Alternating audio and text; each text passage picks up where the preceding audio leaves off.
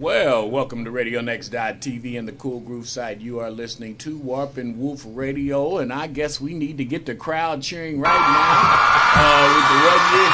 Oh, look at you! Look at you, man! Look at Dr. Mark cheering for you, brother. This is the 1 year anniversary of Warp and Woof Radio, Comenius Institute sponsored show with Dr. Mark Echo and your co-host here, Harold H.B. Bell. Yeah, what's up, man? My partner, man. It's been a great year. I've absolutely loved this year. This thing has kept me going in so many different ways, and I've met so many different people. We have had great guests this year, 42 different groups and individuals up here, and we've had just a great time. And check out all the podcasts at ComeniusInstitute.org. You can see them all there. And if you have not had the opportunity, and this is your first time sitting in, Warp and Woof Radio is intertwining wisdom and knowledge based off of principles of Proverbs. And we have been trying for this last year to just integrate the wisdom and knowledge that it's going to take to really breed a healthy community. And I'm not talking about one location. I'm talking about the community as we call this world that we live in. And it is fractioned off, and, you know, we have micro elements of the community, but on a larger note, the community as a whole, we just have to do a better job of communicating. And I think that we've done this, Mark, in the last year, bringing awareness, just real quality information to the listening audience, brother, and I appreciate it's been great, everything. Man. My mother got me a new mother. And that's right, you do. It's beautiful. Well, today, man, we're talking about the spirit of giving, and we have Mother Womack in, Unleavened Bread. Cafeteria, man, one of these organizations that my heart bleeds for, because I understand when you give, a lot of times that the gift that you're able to give comes strictly from the spirit of your faith in the Lord. That's right. And I've watched her do this thing over the course of the years. 20 years, man. And been doing it really without any real financial support, any solid financial support. So we're going to meet her, but today we're going to have a great conversation, as we always do, on the principles of Proverbs. What are we talking about today? We are going to talk about nourishing body and soul. So we're going to be talking about eating. So all those of you who like to eat out there, we're going to be talking about that, talking about food, and giving some examples, some stories, and I'll be even reading a couple things from books. And, don't forget, the last thing we talk about is movies. Oh, you already know. So stick and stay right here. We will be back celebrating 1 year Warp and Woof Radio on the Cool Groove site. Dr. Mark Echo and Harold H.B. Bell, we are next.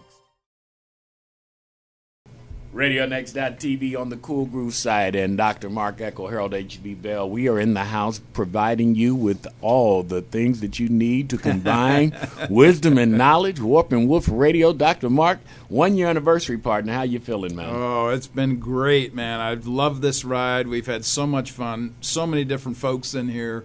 It's been great. Well, we're talking today about food and soul food, and at the top of the 11 o'clock hour, we will introduce the Unleavened Bread Cafe with Sister Elease Womack, better known as Mother Womack, who has been providing services for the last 20 years, just helping people out in need. I mean, women who have been abused and kicked out of homes with their babies, drug offenders who are trying to get their life back right, men who have been incarcerated and getting out and don't have a place to just, eat a meal every day. That's right. Mother Womack's done some amazing things in this community, so we're going to meet her and find out. But as always, we like to bring you 3 segments in this first hour, and food and soul food. Interesting topic, my brother.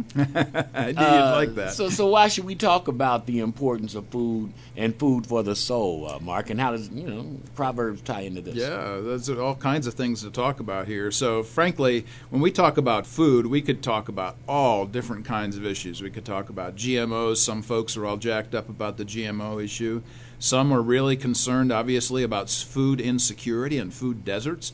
Those places do actually exist. And so there are programs of people out there working on those issues. You got food allergies. This is something that's we find in education all the time with young people. And watch out for that red dye number 5, man. That stuff will really mess you up. Then you got tainted food. You go all different directions in this particular issue. You see restaurants getting closed down from time to time because of this. I was actually talking with some missionaries yesterday, Matt and Esther Jess. They'll be on the program this next week. And one of the comments they made was interesting as it relates to this issue of food. They said there's so many choices in America. Now, they're going to tell some stories next week. I don't want to spoil their stories about this, but their emphasis is they just are really shocked coming back from Mexico, dealing with all the choices. I remember there's this one scene in Hurt Locker. If you remember this fantastic film, won an Academy Award with Jeremy Renner. Here's a soldier who defuses bombs in Iraq. And he's doing all of this hardcore stuff, man. He's in dire straits constantly. He comes back to America to take some time off. And there's a scene in this movie where he is overwhelmed, literally overwhelmed, when he goes into the grocery store and sees this whole aisle full of boxes of cereal. That's all there is. Boxes of cereal. And he defuses bombs, and he's overwhelmed by boxes of cereal. So look, to answer the question, it would be important to discuss the problem of consumerism and consumption, I think, generally in America. We have so much food. Here's another issue. We could talk about overweight issues. But we give very little thought to food for the soul. So when we talk about food, we've got to talk about feeding the soul and nourishing somebody's inner person as a Christian. And that's what we're going to talk about today. That's going to be a real key concern. Awesome. So I mentioned kind of prematurely about how this proverb help us understand what we put in our bodies, and the GMO is a serious issue. Like you said, we even named about 3 things that we could do individual shows on. Oh, my word! Yeah, in that first we could answer. Spin off, man. But you know what we put in our bodies and souls, and what we put in, to nourish our mind. How does proverb help us understand that? There are tons of statements in Proverbs about this. I won't even touch the stuff on the importance of drinking wine. We won't even get into that. But I will talk about some of the statements about food as it relates to Proverbs. Proverbs 17:1 says, "Better is a dry morsel with quiet than a house full of feasting with strife." So it's better, to have a house where things are even-keeled, you walk in, you don't hear people screaming at each other. 15:7 in Proverbs says, "Better is a dinner of herbs where love is than a fattened ox and hatred with it." So if you've got all kinds of food, you got all kinds of money, and people hating each other in that house, man, that's not the place to live. Give me greens any day. Then there's 22:9. "He that hath a bountiful eye shall be blessed, for he gives of his bread to the poor." We are always talking about poverty issues, and the issue of feeding the poor is here. 22:9 says that. Proverbs 31:14. This woman, of course, the great woman of Proverbs 31, she's like a merchant ship. She brings her food from afar. But check this out. I wanted to read this little passage here from Proverbs 9. This is verses 1 to 6. Proverbs 9. "Wisdom has built her house. She's hewn her 7 pillars. She's slaughtered her beasts, mixed her wine, set her table. She has set out her young women to call from the highest places in town. Whoever is simple, let him turn in here.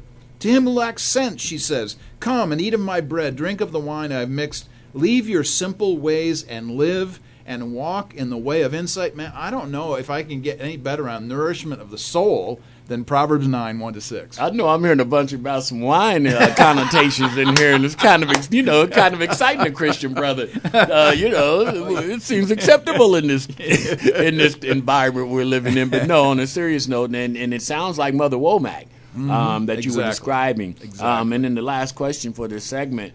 Is there a Christian understanding of eating, hospitality, and feeding one's soul?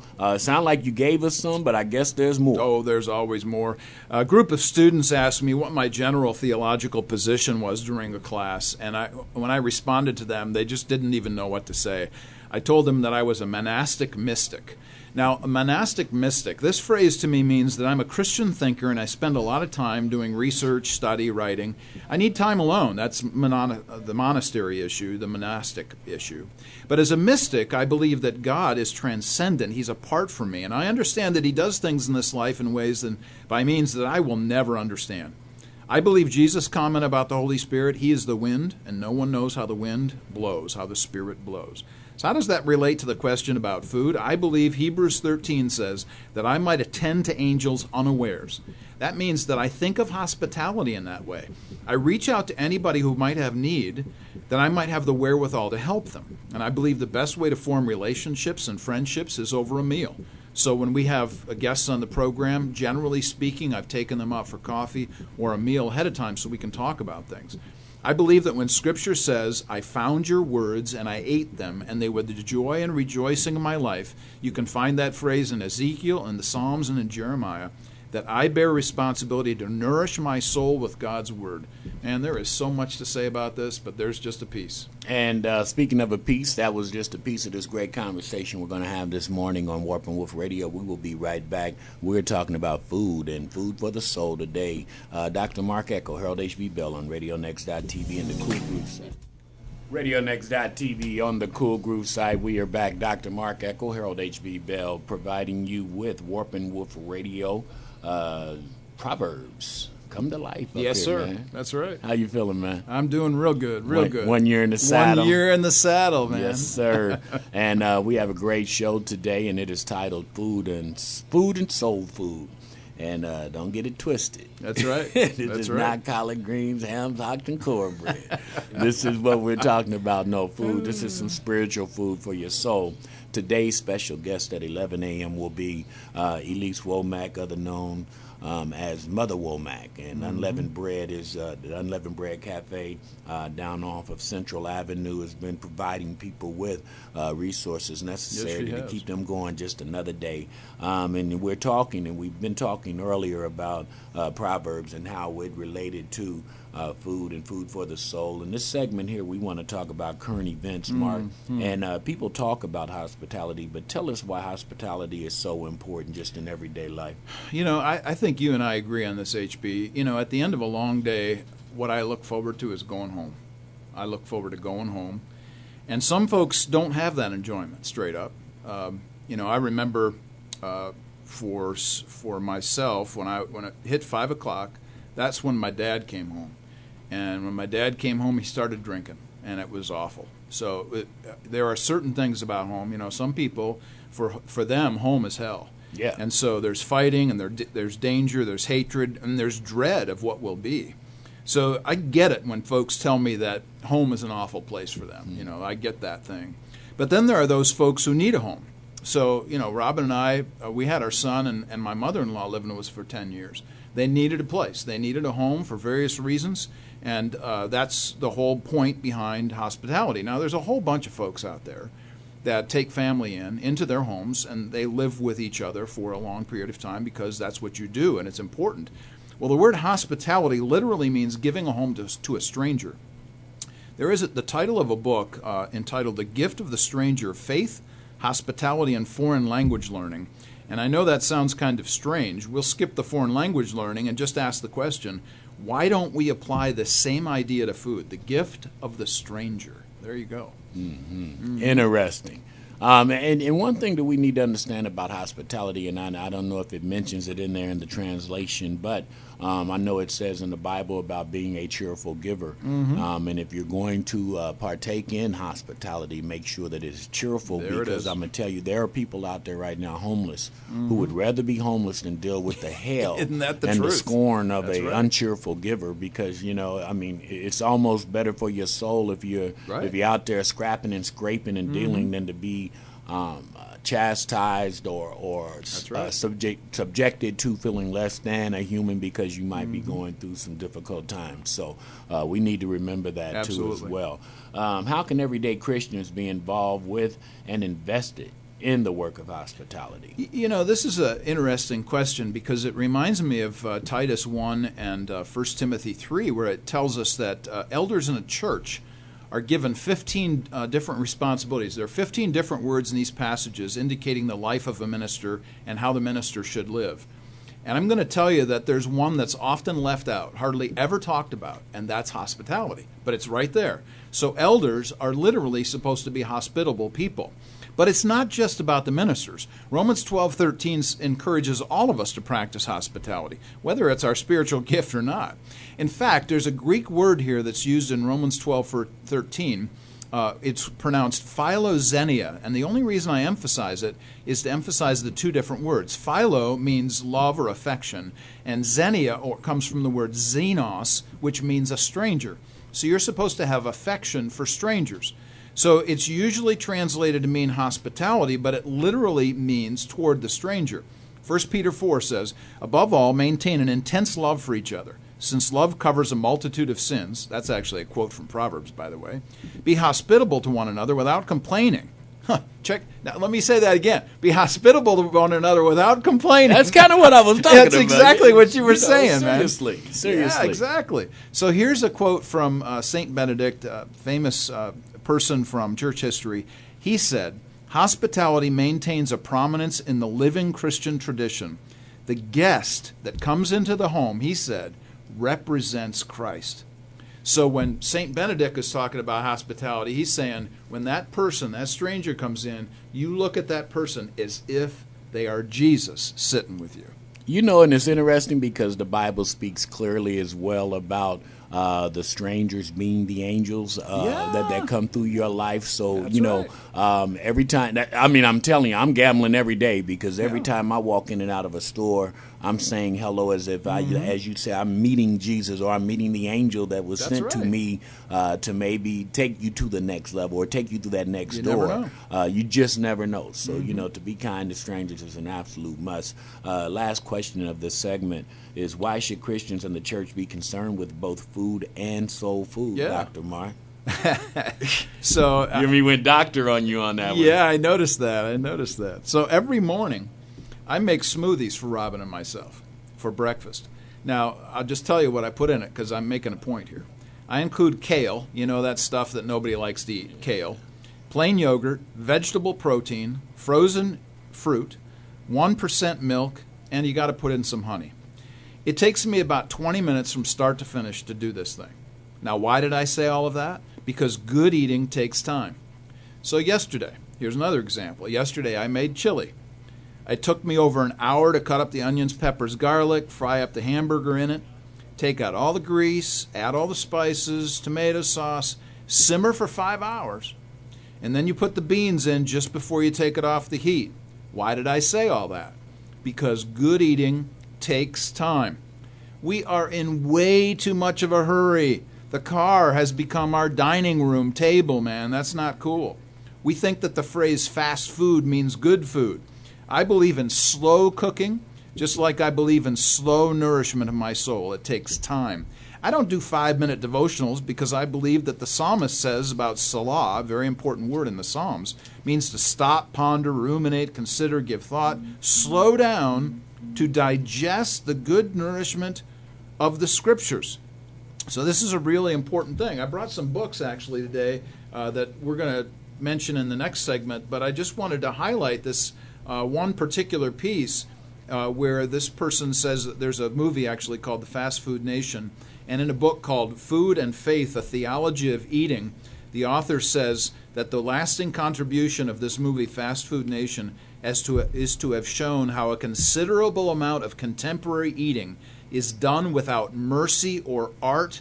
Nobody slows down to eat anymore, HB. Here we are, man. Slow eating, slow cooking. There it is. Interesting. That's one to end this segment on. Had a good sit down last night, and I'm going to tell you, it was much better than, that rush and plush and all the moving that you do. That's right. When we come back, we're going to get into the segment that Dr. Mark relishes on, and that is connecting the Christian community. And, of course, we're going to be talking about books and websites. We're going to be talking about different groups and, of course, movies. Of course. That can influence your thought and maybe influence the way you feel about offering some food and some soul food to the people you come in and meet. This is Warp and Woof Radio on the Cool Groove site at RadioNext.tv.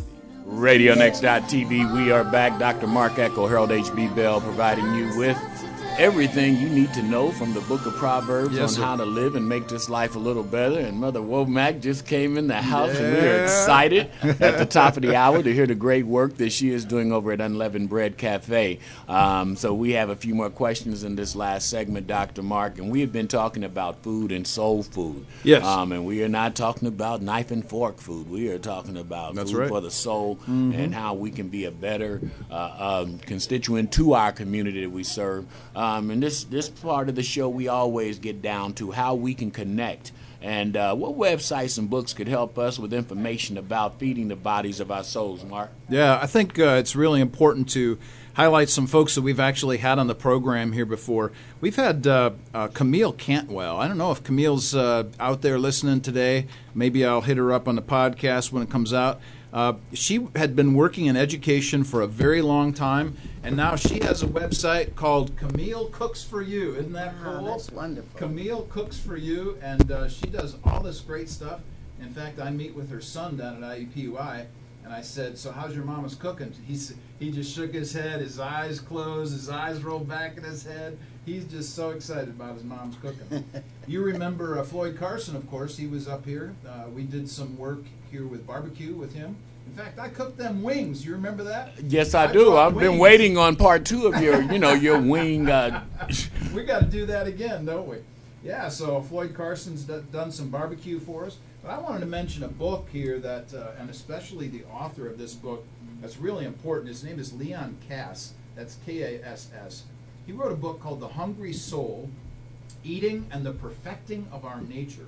The Hungry Soul. And one of the things that he says at the end of his book, which is a real powerful reminder for all of us, is that we actually have to create our own good habits. And some of the good habits we need to have are self-restraint, politeness, good taste. But that often and always, he said, we should think about food and eating meals with others as an art form where we spend time with each other. And I know that that's exactly what goes on down at the Unleavened Bread Cafe, but it's the kind of thing that we need to be doing in our own homes and with each other all the time. Absolutely. And, we're food for souls. We That's have to right. remember food for souls who are in here as well. Tell us about Christian groups and involved in hospitality, food, and soul nourishment, Mark. Yeah. So there are a number of websites here I just wanted to mention. One is called the Christian Hospitality Network. The Christian Hospitality Network. You can go find it on the web. They've got some really great things out there and actually connect you with a whole bunch of folks in lots of different places that are doing exactly the kinds of things we're talking about today. There's another website here called A Candle in the Window, which is really fascinating. Candle in the Window Hospitality Network is a growing network of Christian households delighting in hospitality. So you can read all about that. A Candle in the Window Hospitality Network. And then there's Christian Hospitality Can Change the World. There's actually a Lifeway article about this. Christian hospitality can change the world, and how you just need to reach out to your neighbors and friends. And of course, we all know that, but we actually have to do it. One other thing that I wanted to mention here, and that is a new group that's just been established here. In fact, Robin and I went to the grand opening just a couple weekends ago. It's called Needhammer. It's down on East Washington Street. If you've been down in East Washington, you know that they've got a great coffee place down there. They've got a wine bar across from it. But now they've got a whole building. You can actually have a small wedding there. There's an auditorium. Jim Striedelmeyer and I are talking about doing the Moth Radio Hour like they do on the NPR program, some on weekends, these kinds of things. But I'm actually having a conversation here with the folks that own the place this next week, and hopefully get them on the show. The whole point to this, of course, is to bring people together, and it certainly is happening down at Needhammer on East Washington. Well, you tell Needhammer just kind of a little quick injection. We can come down there and bring people to his new establishment and have some, hey, this is what we do. If we're talking about breeding a community together, let's do it. Much like I've been trying to get with Mother Womack up here. We got her in here. We're going to steal a date down today. Last question, and I wish I had my drum roll machine and my sound effects for the drum roll, because this is the segment that you just thrive on. And this is the movies. Tell us about some movies you would recommend for eating for body and soul. Yeah, so let me just mention a couple up front that are maybe a little bit newer films. One is called Burnt. That's actually what you don't want to do to your food, Burnt. It stars Bradley Cooper, pretty famous Hollywood superstar out there. And it's about a chef trying to redeem himself, called Burnt. Chef is another newer film with Jon Favreau. This particular film is about a guy who says, you know what, I'm not even going to cook for the hoity-toity anymore. I'm going to go get myself a sandwich card and go out there and make sandwiches for people and make a food car out there, and that's what he does in this particular program. Super Size Me is a very famous documentary about McDonald's. Anybody who knows anything about fast food has probably seen or at least heard about the documentary Super Size Me. Julie and Julia. So this is all about Julia Childs back in the 1970s, played by Meryl Streep. A sweet movie. Goes back and hits some of the highlights of Julia Child's life. Two more that I want to mention. One is called Big Night. This stars Stanley Tucci from 1996, where two brothers want to make their own restaurant successful. And HB, you're going to love this. One of the brothers insists on being the showman and wants to bring in the great jazz artist to get to gin up some more folks getting in. Sounds familiar. Yeah, jazz musicians, man, bring in the clientele. And one more, and this one we've always got to talk about. Whenever we talk about food, we have to mention Babette's Feast. It's a Danish film with subtitles about a servant who spends all her money to give grace to people who have not treated her well, to actually show them how to live life and how to treat people. Babette's Feast. Don't miss it. You know, Dr. Mark, I very rarely try to, trump your movie segment. Uh-oh. The best, I'm telling you, one of the best movies of all time when it talks about nourishing the soul is check out Soul Food, a 1997 production. Kenneth Babyface Edmonds, the great movie producer, and his wife take you inside what it's like to really, they're doing it around Big Feast. But the content of the soul is so. Watch when you watch it. You're going to call me tearing up, Big Daddy. You're going to say, wow, HB brought a grand slam. But if the listening audience is out there, just check out Soul Food. And actually, I have the song queued up. That is the theme. So I can't help it, man. This is just what I do. We're going to come back and we're going to meet the great Mother Womack here, doing all the great work for Unleavened Bread. And we're going to talk to her and find out, why it's so important to, nourish up food for the soul. This is Warp and Woof Radio on the Cool Groove site at radionext.tv. HB, man, Soul Food theme song. Look at you. That is so good. I just wrote Robin an email and said, hey, babe, we need to watch this movie tonight, Soul Food. So we're going to check that out. You're listening to radionext.tv at the Cool Groove site. This is Warp and Woof Radio. We come to you every Wednesday morning from 10 until noon. And our general practice is to have a whole hour to set up basically the second hour, which is our interview. And we are just thrilled today to have Mother Womack here with us from Unleavened Bread Cafe down on 30th and Central. You've had so much involvement in the city over these 20 years. You're celebrating an anniversary this year, isn't that correct? We're celebrating today 8 years. I'm sorry, the day is the 8th. 20 years. 20 years. Yes, today. 20 years ago today, and we started on a Tuesday. Isn't that something? But it's been 20 years today. Oh, that is wonderful. And just so that you know, I don't know if you heard this or not, HB and I are celebrating our 1-year anniversary together. We actually have done this show for 1 year. I just heard that this morning at breakfast. There you go. That's great. Well, we're really glad that you're here. Generally, what we do is we want to start off by just asking you about yourself, your family, your life experiences. Tell us about what you're doing in Indianapolis and over the years, what's been happening for you. Well, Indianapolis is my home. I've been here. I'm 73 years old, and I was married 52 years, and 2 years of courtship. I lost my husband last year. And I have 8 grandchildren, well, 3 children and 8 grandchildren, and 5 great. Oh. And so, I don't know, I've just been a mother and grandmother, raising children and just trying to, be helping communities, because my mother was a community worker. And so I know about communities because I worked with her, and that was in the late 40s and early 50s. So, when you say community worker, what does that mean to you? Well, it's reaching out to people that either they can be less fortunate or just showing that we can work together and building things in the community. If it can be things for children. I remember my mother, there was a school that had closed down, and my mother saw the school was closed, and I remember her signing a petition in order to get that building so she can use it for different activities for the children and keep them off the street and just doing things that's positive. That's wonderful. Well, when you think about your mom and the kinds of work that she did in Indianapolis, and obviously, and you gave a good example of this, what was the ethos? What drove her? And then maybe you could expand that to say, what drives you to do what you do?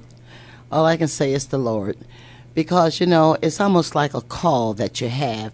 And because once you have a call and you know that you've heard from the Lord, I think it's something you just got to get busy doing. It's almost like something that comes over you and that you feel that you want to reach out to people, to be a help to people, because that's what my mother was my whole life. That's all I can remember her doing. My mother and father raised 10 children, but they reached out in the community and reached out to other children that, maybe a single parent or just children that she thought needed some kind of help or just to give them, feed them, whatever. And so I think it's our nature to want to reach out. When you look at the world around you and you see the strife and the division and the hatred and the violence and all the kinds of things that we deal with in this life and in this world, what would you say to people as you think about that and in comparison to what you want to see in a community and how they could help move away from that kind of mindset and that activity? First of all, I have to go to prayer. There you go. That's the first thing I know. I don't know anything else that we could do to be a help except through prayer and ask for guidance and where we can reach out to give them the help that they need. Because, maybe some that were raised in a home that didn't have that type of atmosphere, no prayer atmosphere, or not raised with a mother and father, or just not knowing, So I'll just say prayer so it can give me some directions how to work with the community and with families, and just to let them know, to give them the hope. Because we always need hope. That's the main thing. When you were talking about giving hope and the kinds of things that are necessary that have to happen in a community, I'm thinking that you're down on 30th and Central, and you've been doing this community thing for 20 years. You mentioned a moment ago that there's this call that comes over you. And you didn't necessarily give it a name or anything like that, but could you explain a little bit more about what that feels like in your own community, that this call has come over you? What does that mean to you? Well, I think we have to be chosen for those things, When I say a call, it was just that I've always had it in my heart to reach out. But then there's something like a special call that he called you to do, and, it's like you want to reach out to people that are downtrodden, that are broken, that just need some hope. Everybody are not ready to reach out to people. I had people come in a cafe, and everybody's not going to come in there, want to hug everybody come in, because we have some, they may look like they come off the street, and, some people may feel, well, I don't know if I should hug them because, I don't know where they come from. Well, when you got a call on your life, you're going to reach out to anyone that comes in, and just to give them some hope and let them know that we care, and this is the place for them to be. And all I can say is it's just a call that God put on my life, and I reached out and I said yes. So that's what I'm doing. I'm just answered the call. Yeah, there you go. There you go. You've mentioned this word hope a few times, which is a real powerful word in the Christian vocabulary. When you think about hope, how do you see that actually happening? You said that you want to give people hope, but how does that actually happen in the real world, in the life that you live? Well, you have to live it. I think once they see how you live, and that, that it's real, that you're living it's a Christian life that you live. You can't just live any kind of life and then know that, with this hope that you have in you. It's like, you just have to be, when I say the call, I had a call. So that meant I have to live that life that I was called to do. So only thing I can say is that I just have to live it and show them. And I show them by living it, not by anything else. I just can't give it to them. I have to live and let them see the Christ in me. And then that can maybe reach them or draw them in. That sounds vaguely biblical, like. I only know. I don't know any other way. There you go. There you go. Tell us about some of the folks that you work with down at the cafe. Tell us about who you work with. Well, my passion is working with the women. I've worked with men also. My passion is working with the women that's coming off the street, the prostitutes, the women coming out of prison, and women that are just, substance abuse, all walks of life. And I just want to reach out to give them the love, to nurture them, to get them just when I said nurture them, to get them back in society, to do some of the things they probably did in the beginning. And they may have fell by the wayside, but I don't know what happened, the reason why they fell. But I just want to reach out and give them the hope that they need, and try to let them stay focused. because we have things that we try to do for them. We take them on retreat, so we take them to different places. I like to pamper the women and let them know that they are somebody, because a lot of them have low self-esteem. And so I want to give them the hope that they need to let them know you are somebody. Do you have regular folks that work with you, some folks that are over the stove on a regular basis doing some cooking? Who are they and what do they do there? Well, these are some of the women, like I say, come out of prison. And the young lady we have now, she had came out, we were looking for a cook. And we saw her last year. It's a year this month that she's been there. And when she found out we need a cook, she said, I got my Surf Safe certificate, and I have all my credentials that when I was in prison, she got all the credentials that she needs to work with.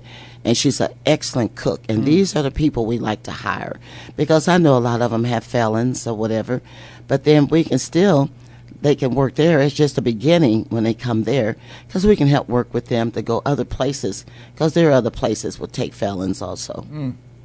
One more thing before we go to a break here, a musical break. One of the things that I saw when I was there a few months back was that your facility was being renovated. Tell us just a little bit about how your building is constructed. I think people might be interested to know what it looks like and what kinds of activities go on there. Well, right now, we had some renovation, because that building is an old building. Had been there. I've been there 20 years, so no telling how long it's been. And we had a leak in the roof, and then we had to get that fixed, and we had to get the room remodeled. Not so much remodeled, but redone over. Then we had someone donate a floor for us. And there's a guy in the community that he plant churches all over the city.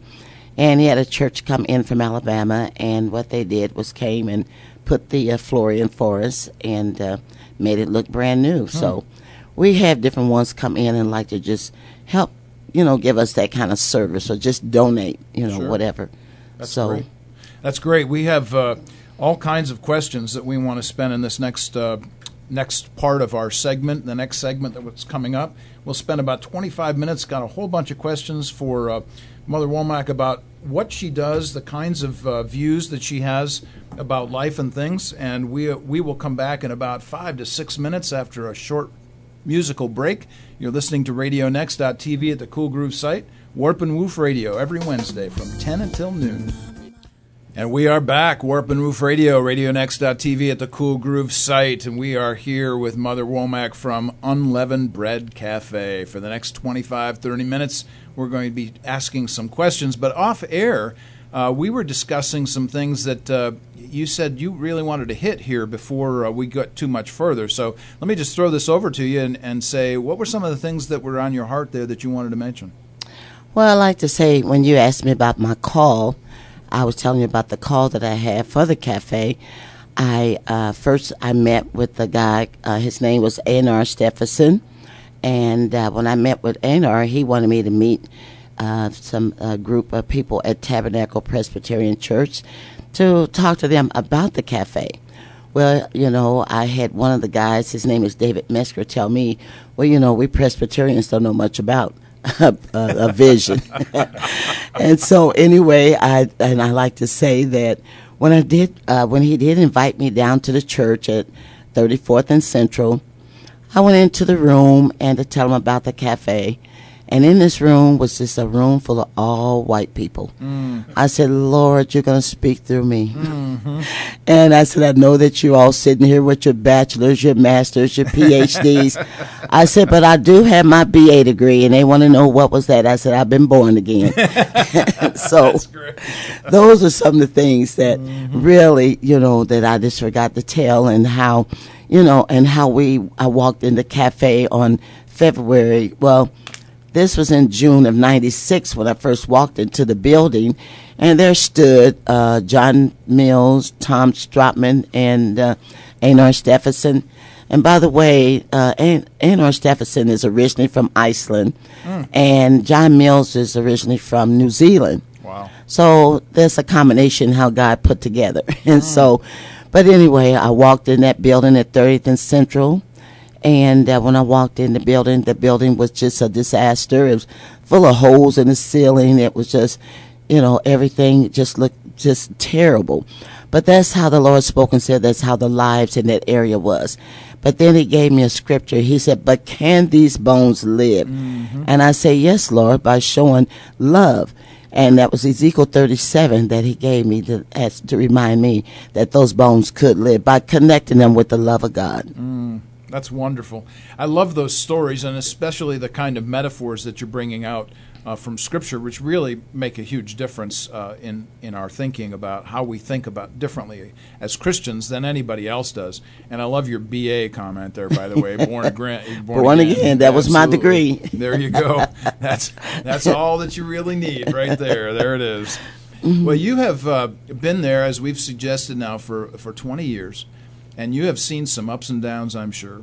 Oh, yes. Tell us about some of those ups and downs. Just let the stories roll out, however you want to say it.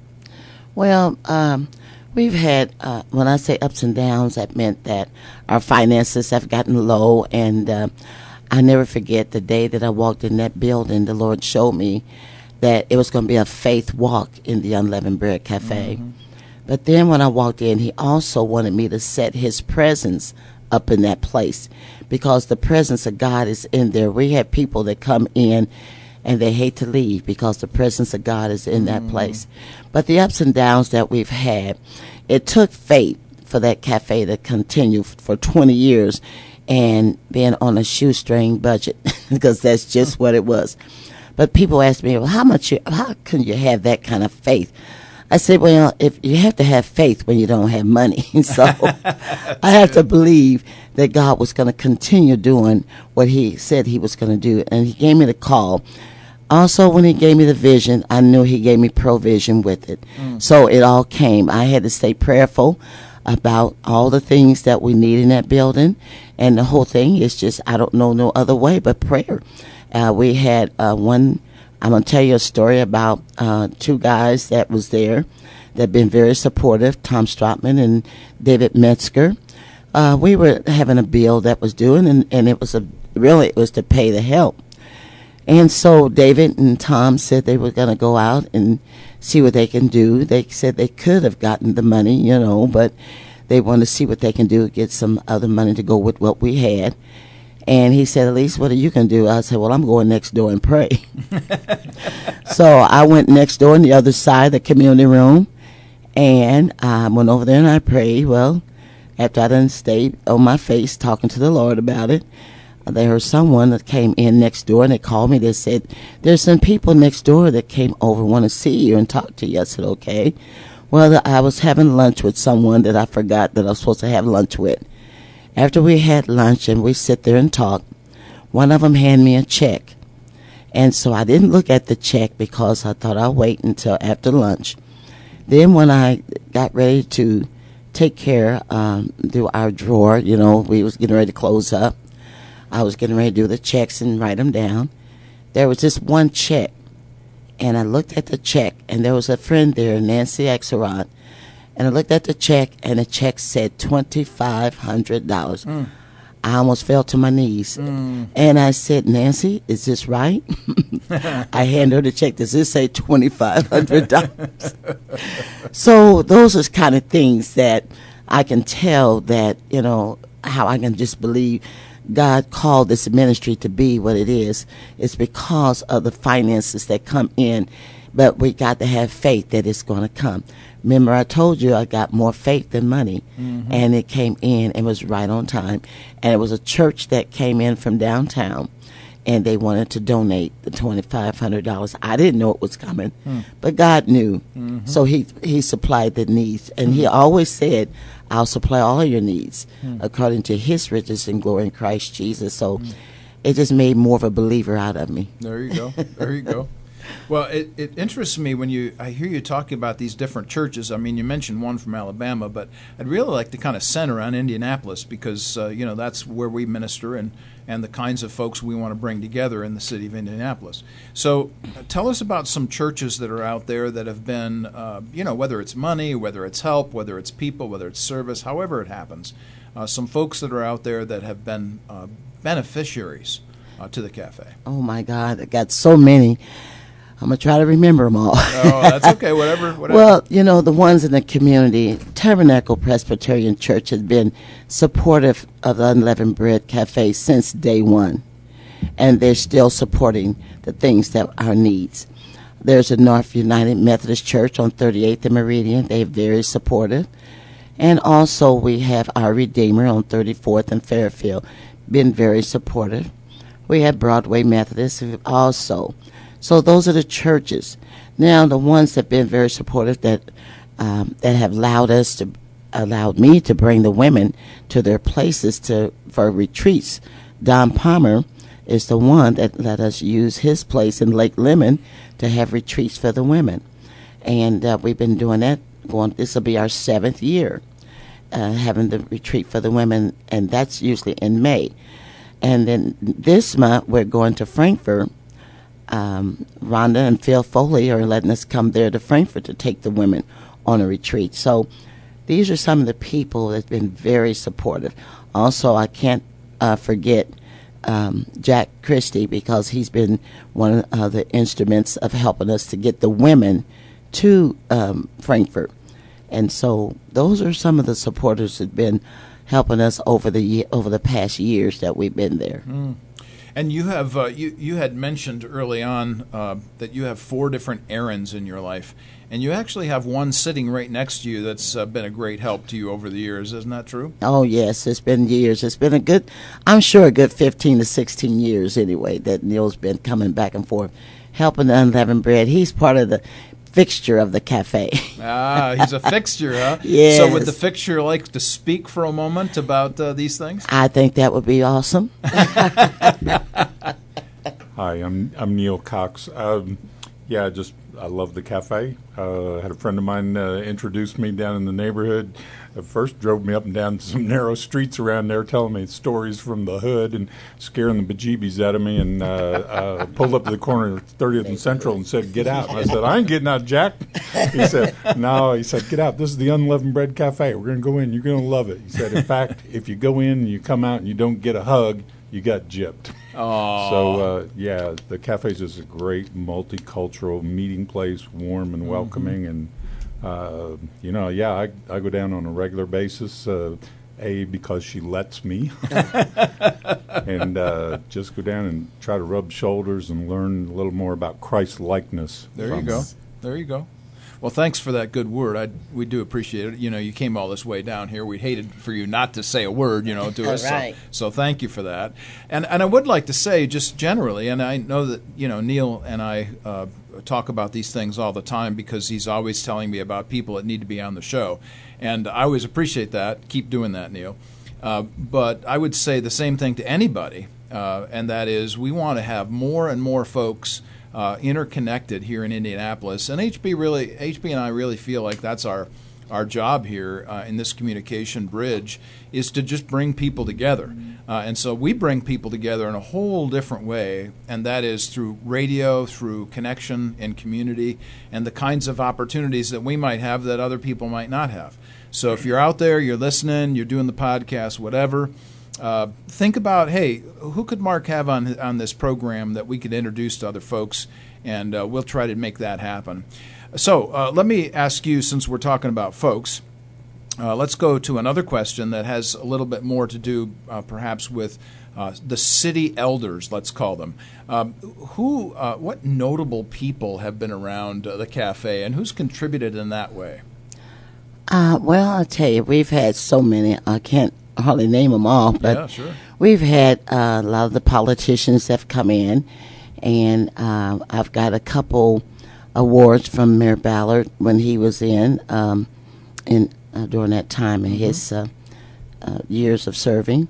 And then I've had Joe Hassep have been in, and also I've had several others, like she's not Miss O'Banion. I can't think of her married name now, but she was been very, very supportive of the Unleavened Bread over the years, and she came and had us to do on her.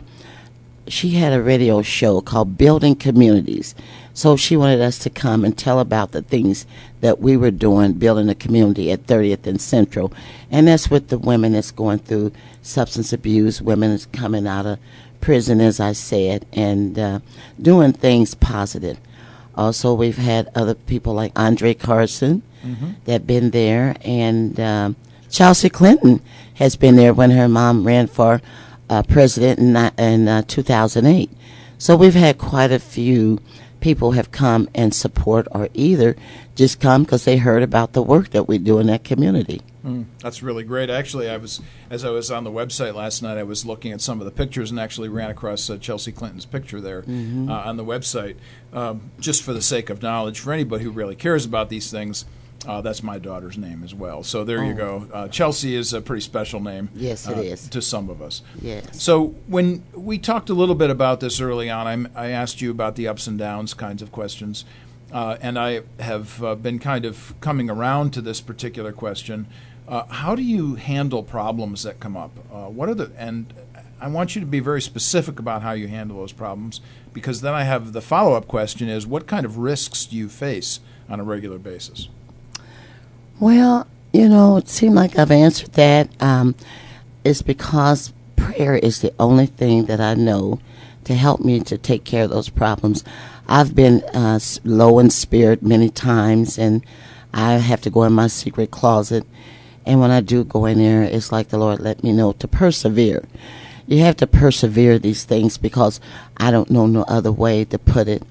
And then I just try to stay focused and to work with the people that I think they're causing the problem.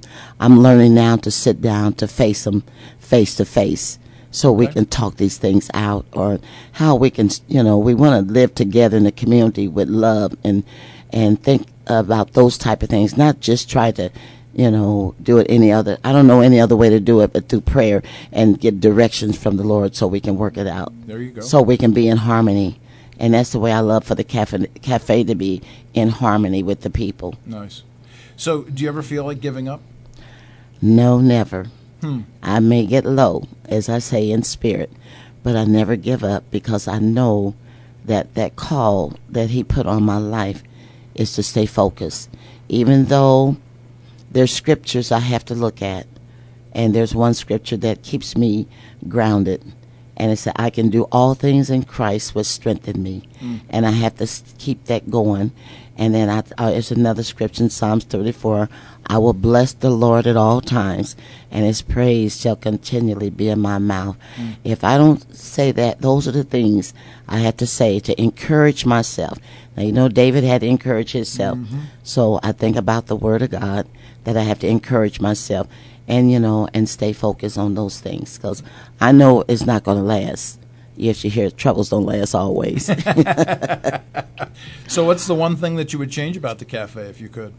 Well, there's not too many things I could change. It's just I like to enhance the ministry to do more for the women. I'm grateful that we have one of the women. This is one of Neil's ideas, that we should reach out to the women that are, have already been through the substance abuse and they're recovering, to be on our board. So we have a young lady on our board, Jackie Durson. She's on our board, and she's doing a terrific job. And she's very knowledgeable.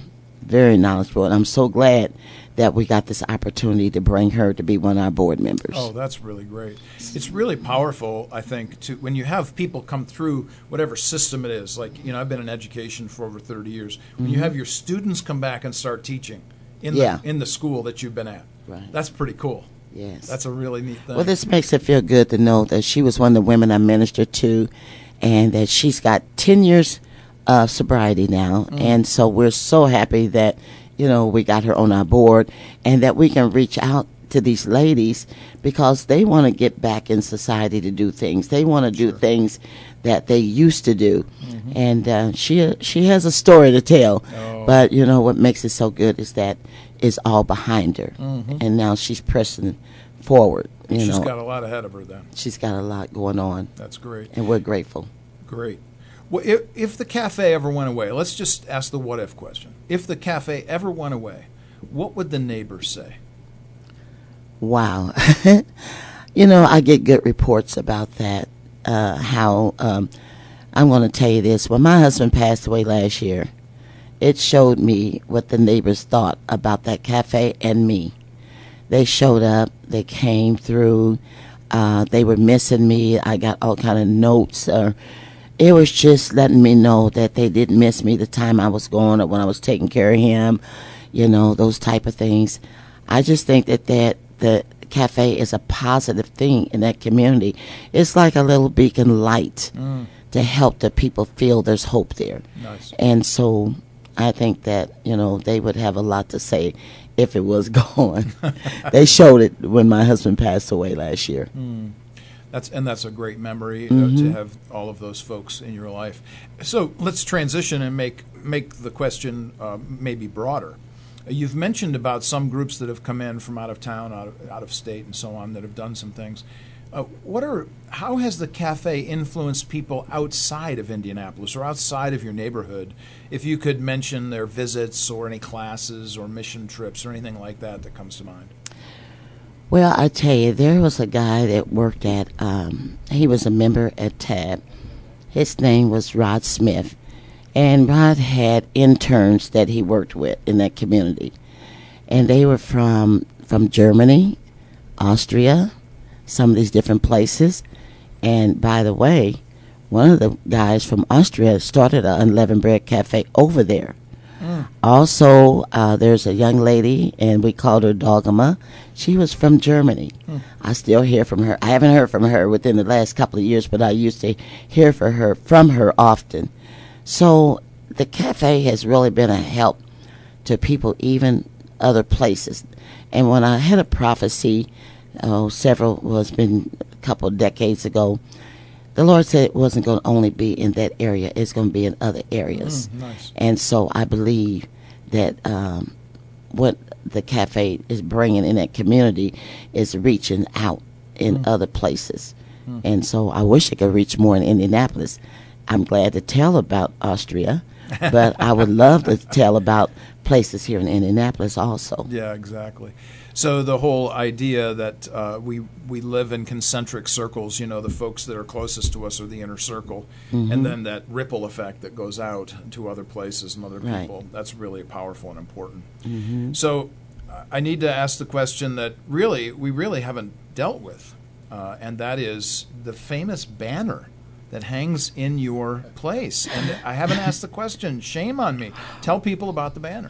Well, there's a church that on the south east side. I can't think of the name of it right now, but there's a group of women that did that banner.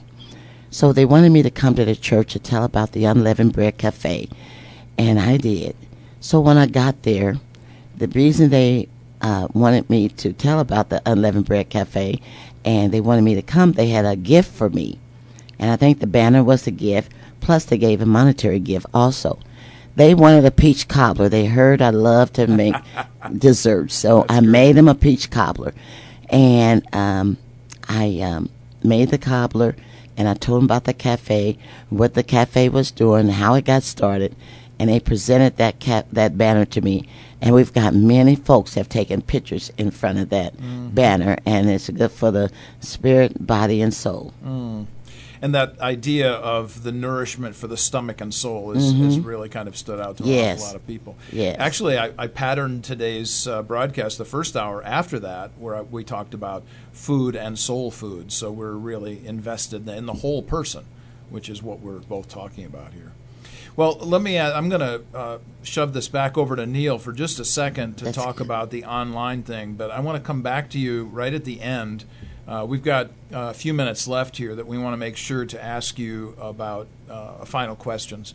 So, Neil, I'm interested for you to deal with the question, how can people get a sense of the cafe online, since you are the internet social media guru? Here he is, so take it away. You're too much, Mark. Well, let me play off of your question to Elease about people around the world. So, yes, if you don't live right here in Indianapolis, then, of course, you might want to go online and see it. You can see it at ubcafe.org. So that's the letter U, the letter B, and the word cafe.org. And it's not so much about the website as it is click on the banner there that you see and look at the pictures from the cafe, because that just really tells the whole story. A picture's worth 1,000 words. But yeah, of course we have we're on Twitter at UB Cafe. Everything's been shortened to UB Cafe. That's kind of a little funny story. Then, when I first arrived, people only talked about it as either the Unleavened Bread Cafe, and who can spell that, but or they might just refer to the cafe. So in the internet world, just to refer to it as the cafe would have been too generic. But at some point, we started teaching some technology classes down there and helping people really access the internet and get out across the world, as well as let the world get into us. But it was back in the blogging days. So at some point, don't ask me when, but we started calling us like the UB Cafe. Give us 3 weeks. You be surfing, you be emailing, you be blogging.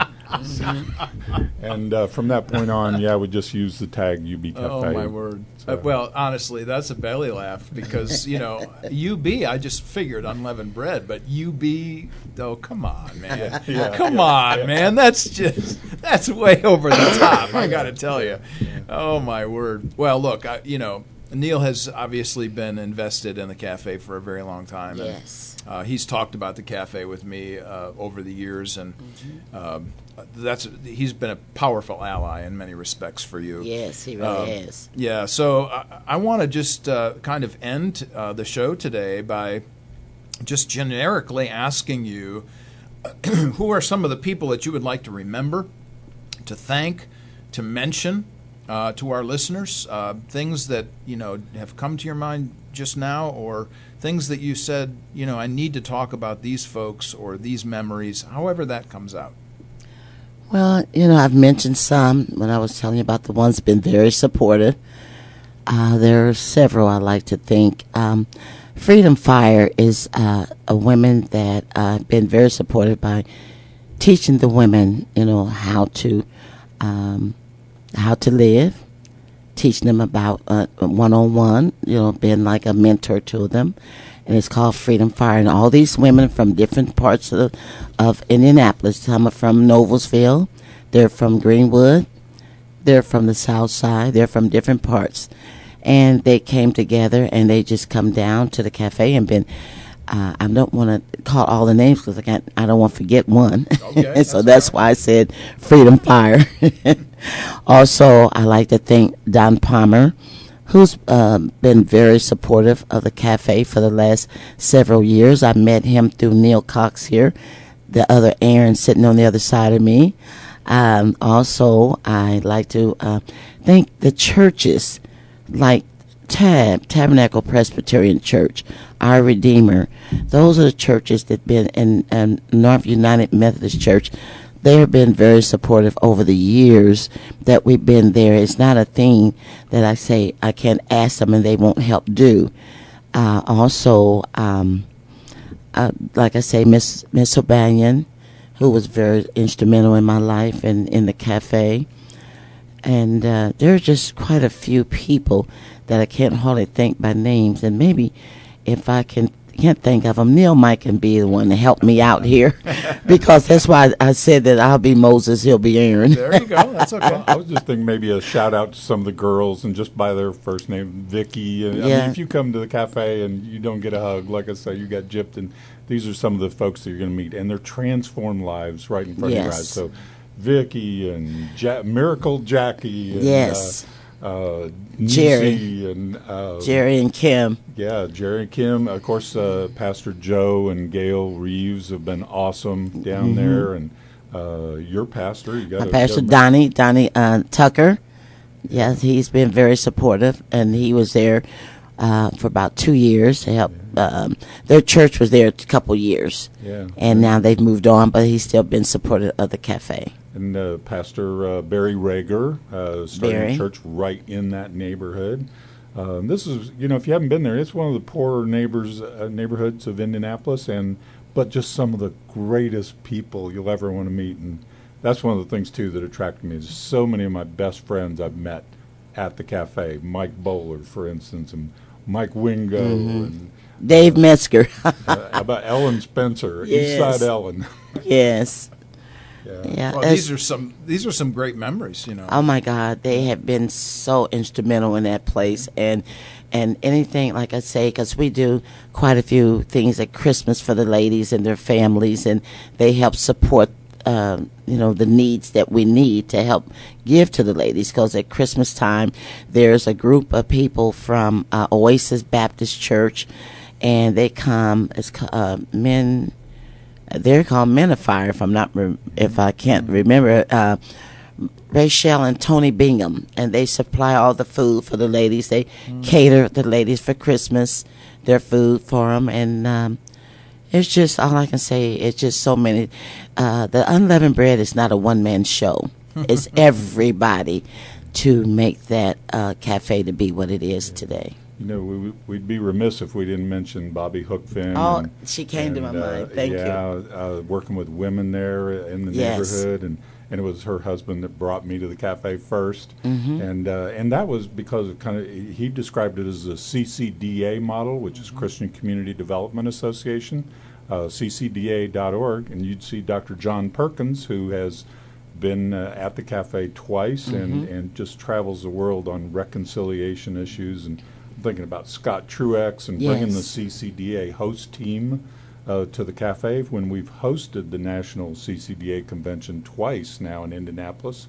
And, of course, we use the cafe as the center point for our meetings and preparing for that.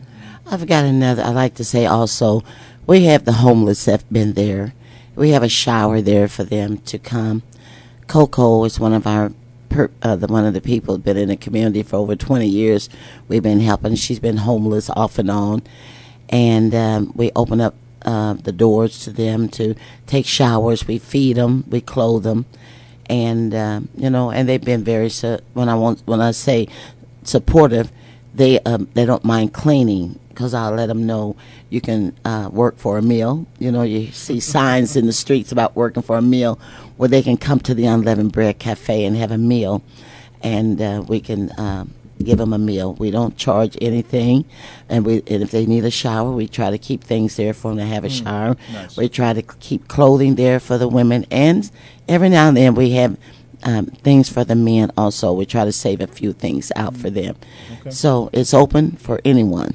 Okay. So be sure and tell them about some of the characters, the cast of characters that I'm thinking back, some of the ones we've lost now over the years, Jab, but Joe, don't fail to mention Joe. Oh, yes, we have Joe, we call him our gentle giant. He's one of the guys who's been with there, and he used to be with some of the other guys that had passed on, like Jab Carpenter and Charlie Reed, and we've had others. There's several guys that they call themselves they were my bodyguards. And so, and they were alcoholics, but they come to the cafe sober. But we all treat them with the love of God, and they always respect the place. Nice. So it was always, those are the main people. They're my heartbeats that we can reach out to, and those are the ones that need the hope. Excellent. Better mention your two daughters. Okay, I have two daughters, Sherry and Tia, who's also been supportive. And they come and they come to help work with me, or if either one can cook like I cook, but they try to do the best they can. And they already know that, But right? they know that. I think the oldest one, she's a little more of a cook than the youngest one, because if her dinner's not ready in 20 minutes, she's not cooking. That's great. Well, just on this theme of cooking, as long as we're talking about food, I should tell you that I do all the cooking at my house now. So, maybe I should bring a pie down there or some chili or something. We'll love it. All right. Okay. We'll have to do that. Robin tells me I did that for 26 years. You can go ahead now if you feel like it. So this has been a great show today. We've been talking about food and nourishing the soul with food. Obviously, our connection to Scripture is pretty clear. Book of Proverbs is right there for us all. We mentioned all of that up front. We talk specifically about the connection to statements in Scripture like, I found your words and I ate them, and they were the joy and rejoicing of my heart. So herein is what the biblical basis for nourishment is, and not simply for our physical bodies, but obviously for the whole person, for the aspect of our lives that connects us to God. So we're really happy that you guys could be with us here today. Thank you so much. Yes, thank you so much, Elease, for your time and your efforts here. Neil, thanks for joining us as Aaron today. Yeah, very welcome. We're grateful for all of your words and the opportunities that you guys have presented to so many folks in Indianapolis, and I'm sure that from this program and from the podcast, you might get a few more visitors down there, and certainly some folks will show up and thank you for your work there in Indianapolis as we are today. So this is Warp and Woof Radio. You hear us every Wednesday from 10 until noon, and we are on RadioNext.tv at the Cool Groove site, and we will have all kinds of jazz music interludes all along the way as well. You can pick up our podcasts at ComeniusInstitute.org. That's ComeniusInstitute.org. Check us out there. My weekly essays come out at warpandwoof.org. That's WARPANDWOOF.org. And I write all kinds of things about all kinds of situations there. Maybe I should be writing on food, certainly, sometime soon. That strikes me as something I ought to do. We're grateful for your listening today. Thanks so much for joining us. This is Warp and Woof Radio. We will see you next week, Wednesday, from 10 until 12. Until then, bye for now.